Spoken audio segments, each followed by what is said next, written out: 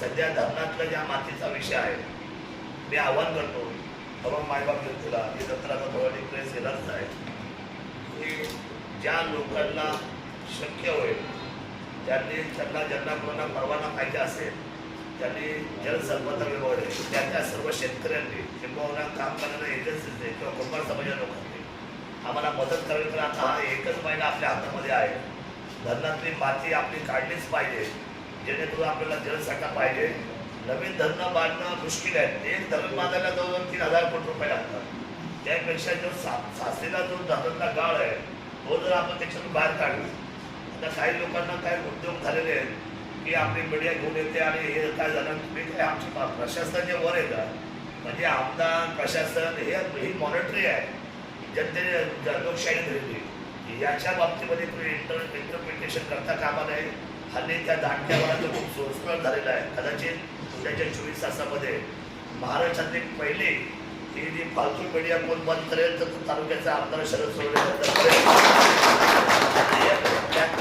आम्हाला बंद करायचे. महाराष्ट्र दिनाच्या निमित्ताने सांगतो त्यांनी प्रत्येकाला उठायचं, तहसीलदाराला धमकायचं, कधी डिवाइस बिल्डर जायचं, कधी कोल्हे साहेबांकडे जायचं, कधी पातळ जायचं. मी असेल तर तुम्ही फॉरेस्टकडे जायचं. तर मला असं वाटतं इतकं काय आम्ही मूर्ख नाही आहोत.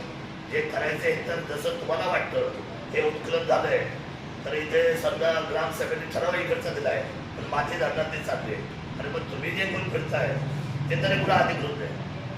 तुम्हाला कोणी लायसन दिले का लायसन? पुन्हा कोणी परवानग्या दिल्या? तुम्ही कसे काय जज झाले आमच्या सर्वांचे? कुणी अधिकार दिला या सगळ्या गोष्टीचा?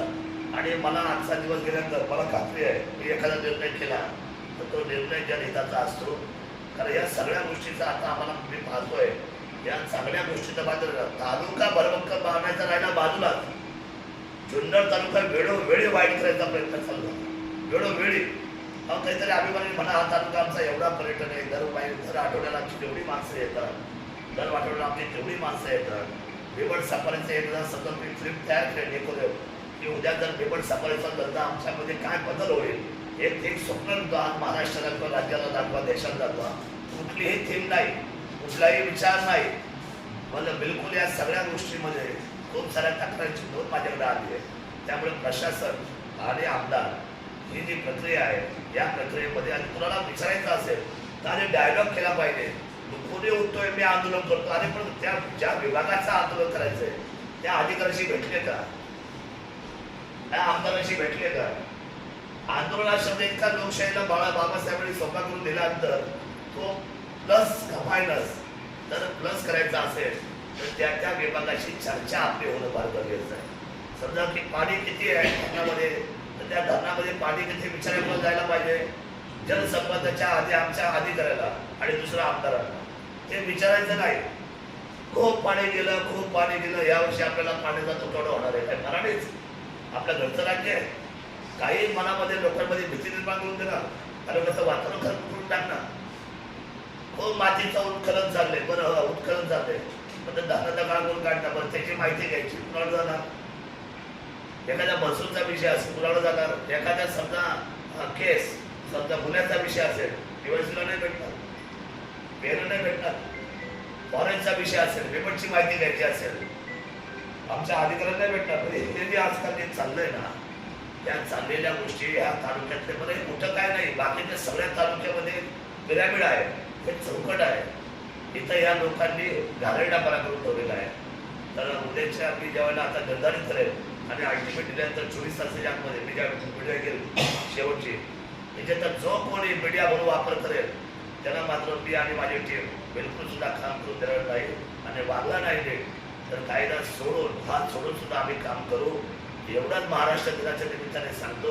छत्रपती शिवरायांचं छत्रपती शासन हे सर्व जाती धर्माला घेऊन काम करणार आहे आणि प्रत्येकाचं संरक्षण करणं म्हणजे जनतेबरोबर अधिकाऱ्यांचं आणि अधिकाऱ्यांपासून तर सर्वसामान्यांचं हक्काचं संरक्षण करणं त्या तालुक्याच्या आमदारकीची जबाबदारी आहे.